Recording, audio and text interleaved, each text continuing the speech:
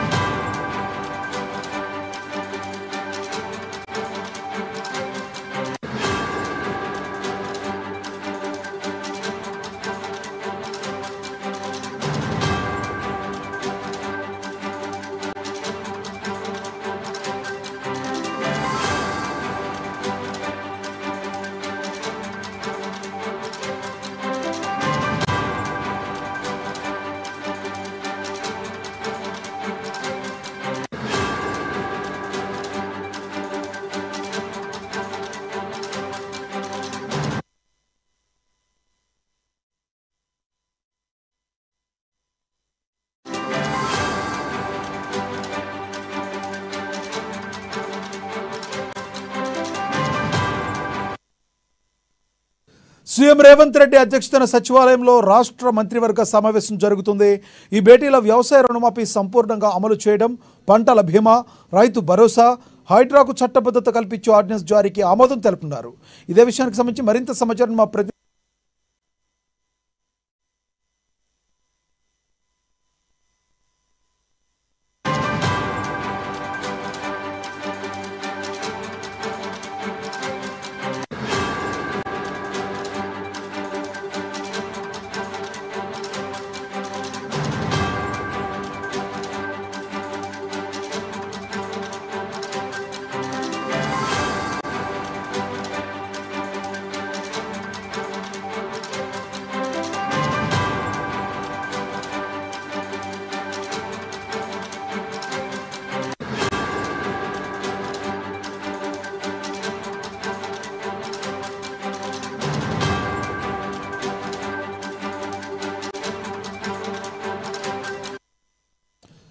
CM Revanth Reddy అధ్యక్షతన సచివాలయంలో రాష్ట్ర మంత్రివర్గ సమావేశం జరుగుతుంది.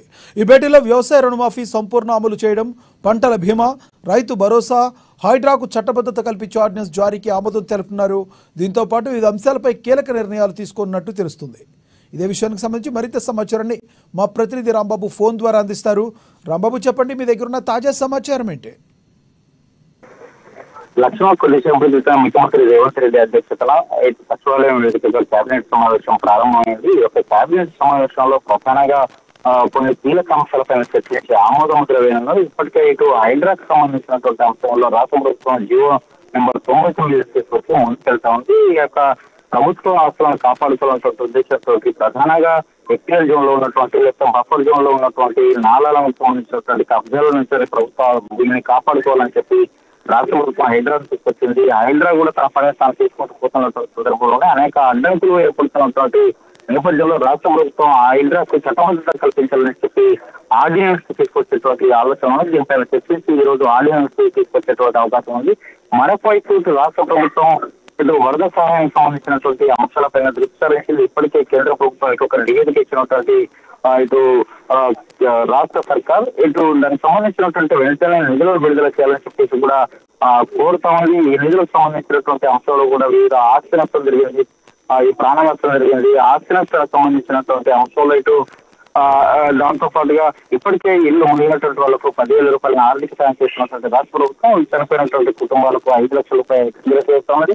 మరొకవైపు పశువులకు కూడా 5,000 నుండి 10,000 ఇస్తున్నటువంటి పరిస్థితి ఉంది. అదేవిధంగా పంట నష్టాన్ని కూడా 50,000కు 50,000 తీసుకున్నటువంటి పరిస్థితి ఉంది. కానీ ఇంకా ఈ యొక్క రాష్ట్రానికి వరద సహాయక ముఖ్యంగా ఏదైతే 11 జిల్లాల్లో తీవ్రమైనటువంటి నష్టం జరిగింది, ముఖ్యంగా ఖమ్మం జిల్లా కానీ, మహబూబాద్ జిల్లా కానీ, సూర్యాపేట జిల్లాలో కానీ విపరీతమైన నష్టం జరిగింది. కాబట్టి దీనికి సంబంధించి ఈ నష్ట నివారణ కింద కేంద్ర ప్రభుత్వం ఇచ్చేటువంటి దాంతో పాటుగా రాష్ట్రం నుండి కూడా పూర్తి స్థాయిలో ఆదుకునేటువంటి బాధ్యత రాష్ట్ర ప్రభుత్వం అయింది. కాబట్టి ఈ నిధులకు సంబంధించినటువంటి అంశం పైన ఈ యొక్క కేబినెట్ లో చర్చించేటువంటి అవకాశం ఉంది. అదే దాంతో పాటుగా ఇటు రేషన్ కార్డులకు సంబంధించినటువంటి అంశం, ఎందుకంటే రేషన్ కార్డులు అనేది ప్రతి ఒక్క పథకానికి రేషన్ కార్డు ప్రామాణికం కాబట్టి ఈ యొక్క రేషన్ కార్డులను ఇవ్వాలని చెప్పేసి రాష్ట్ర ప్రభుత్వం భావిస్తా ఉంది. అక్టోబర్ 2 నుండి ఈ యొక్క రేషన్ కార్డులకు సంబంధించినటువంటి దరఖాస్తులు ఆన్లైన్ లో కూడా తీసుకోవాలని కూడా చెప్పినటువంటి ముఖ్యమంత్రి ప్రకటన కూడా చేయడం జరిగింది. దాంతో అక్టోబర్ 2 నుండి ఈ యొక్క రేషన్ కార్డుల ప్రక్రియ ప్రారంభం కాబోతుంది. కాబట్టి ముందు చేసినటువంటి సబ్ కమిటీ కూడా దానిపైన ఒక కీలకమైనటువంటి రిపోర్ట్ కూడా రాష్ట్ర ప్రభుత్వానికి ఇస్తున్నది. రేషన్ కార్డుకు సంబంధించినటువంటి విధి విధానంలో కూడా ఆ యొక్క రిపోర్ట్ లో పొందుపరిచినటువంటి అంశం ఉంది. దాంట్లో ఈ యొక్క రేషన్ కార్డులే కాకుండా స్మార్ట్ రేషన్ కార్డులు, స్మార్ట్ హెల్త్ కార్డులను కూడా రాష్ట్ర ప్రభుత్వం ఇవ్వాలని చెప్పేసి హెల్త్ కార్డుల ద్వారా ఇప్పటికే ఆరోగ్యశ్రీ 10 లక్షలు ఇచ్చినటువంటి రాష్ట్ర సర్కారు ఎక్కడ ఇబ్బంది జరుగుతుంటుంది, స్మార్ట్ హెల్త్ కార్డులను కూడా ఇస్తున్నటువంటి పరిస్థితి. దాంతో పాటుగా రైతు భరోసా ఎంతో ఇప్పటికే రుణమాఫీకి సంబంధించినటువంటి అంశంలో రాష్ట్ర ప్రభుత్వం సక్సెస్ అయిందని చెప్పేసి పలువురు హర్షం వ్యక్తం చేస్తున్నటువంటి నేపథ్యంలో రుణమాఫీకి సంబంధించినటువంటి 2,15 లక్షల వరకు రుణమాఫీ చేస్తాం. మరో 2 లక్షల పైగా ఉన్నటువంటి దానిపైన మిగతా సొమ్ము చెల్లిస్తే 2 లక్షల పూర్తి స్థాయిలో రుణమాఫీ ప్రభుత్వం ఇప్పటికే ప్రకటించినటువంటి నేపథ్యంలో ఈ రైతు భరోసాకు సంబంధించినటువంటి అంశం పైన కూడా ఇటు రైతు భరోసా ఇవ్వాలి, పెట్టుబడి సాయంగా ఇవ్వాలని చెప్పేసి రాష్ట్ర ప్రభుత్వం భావిస్తుంది. కాబట్టి పంట సీజన్ ప్రారంభమైంది కాబట్టి ఈ యొక్క పంట సీజన్ లో రైతు భరోసా విడుదల చేయాలని చెప్పి దానిపైన నిర్ణయం తీసుకున్నటువంటి అవకాశం అయితే కనపడుతోంది. దాంతో పాటుగా ఈ ఇంద్రమ్మ ఇల్లు కూడా రాష్ట్ర ప్రభుత్వం ప్రతి నియోజకవర్గానికి 3,500 ఇళ్లు ఇవ్వాలని చెప్పేసి ఇప్పటికే నిర్ణయం తీసుకున్నటువంటి మేర ఈ యొక్క రేషన్ కార్డులు ఎప్పుడైతే ప్రక్రియ పూర్తిలో వెంటనే ఇంద్రమ్మ ఇళ్లను కూడా ప్రారంభించాలని చెప్పేసి భావిస్తున్నది. మరొకవైపు త్రిపుర భూముల సేకరణ ఇప్పటికే ఇటు జీసీఎంసీ పరిధిలో ఉన్నటువంటి ఈ యొక్క 225 గ్రామాలను ఈ గ్రామ పంచాయతీలో కూడా మున్సిపాలిటీలో విలీనం చేస్తున్నారు. దాంతో పాటుగా ఆ యొక్క జీసీఎంసీ పరిధిలో ఉన్నటువంటి అంటే రీజనల్ రింగ్ రోడ్డు పరిధిలో ఉన్నటువంటి ఈ యొక్క గ్రామ పంచాయతీలే కాకుండా మున్సిపాలిటీల విధానానికి సంబంధించినటువంటి అంశం పైన కూడా చర్చించేటువంటి అవకాశం ఉంది. ఇంకొక అతి ముఖ్యమైనటువంటి యూనివర్సిటీలకు సంబంధించినటువంటి ముఖ్యంగా ఇటు తెలంగాణలో పొట్టి శ్రీరాములు తెలుగు యూనివర్సిటీకి సంబంధించినటువంటి ఒక ప్రాముఖ్యత ఉంది. ఈ యొక్క పొట్టి శ్రీరాములు తెలుగు యూనివర్సిటీకి సురవరం ప్రతాప్ రెడ్డి యొక్క పేరు పెట్టేటువంటి అవకాశం ఉంది. సురవరం ప్రతాప్ రెడ్డి తెలుగు యూనివర్సిటీగా నామకరణం చేసేటువంటి అవకాశం ఉంది. ఎందుకంటే తెలంగాణ కవులు లేరు, లేక తెలంగాణ రచనలు లేవు, పత్రికలు లేవు అన్నటువంటి కాలంలో సురవరం ప్రతాప్ రెడ్డి యొక్క తెలంగాణను ప్రపంచానికి చాటి చెప్పినటువంటి మహనీయుడు సురవరము ప్రతాప్ రెడ్డి యొక్క పేరుతోటి యొక్క పొట్టి శ్రీరాములు యూనివర్సిటీని సురవరం ప్రతాప్ రెడ్డి తెలుగు యూనివర్సిటీగా మార్పు నిర్ణయం తీసుకుంటూ ఇలా ఆమోదించేటువంటి అవకాశం ఉంది కేబినెట్. దాంతో పాటుగా కోటి మహిళా యూనివర్సిటీకి సంబంధించి వీరనారి తెలంగాణ సాయుధ పోరాట యోధురాలు నిజాం నగవుకు ఎదురుండి పోరాడినటువంటి దొరల పెత్తనానికి వ్యతిరేకంగా పోరాడినటువంటి చాకలీరమ్మ పేరును పెట్టనున్నారు. దానిపైన కూడా ఆమోదం తీసుకున్నటువంటి అవకాశం. ఇంకొకటి పూర్తి సిటీలో హ్యాండ్లూమ్ సంబంధించినటువంటి యూనివర్సిటీ పరిశ్రమకు సంబంధించినటువంటి దానికి కొండా లక్ష్మణ్ బాపూజీ పేరు, ఎందుకంటే విశాలందరకు వ్యతిరేకంగా పోరాడి తెలంగాణ ఉద్యమానికి నాంది పలికినటువంటి మహనీయుని యొక్క పేరు పెట్టాలని చెప్పి రాష్ట్ర ప్రభుత్వం ఈ 3 అంశాలపైన ఈ రోజు ఆమోద ముద్ర వేసేటువంటి అవకాశం కనపడుతోంది.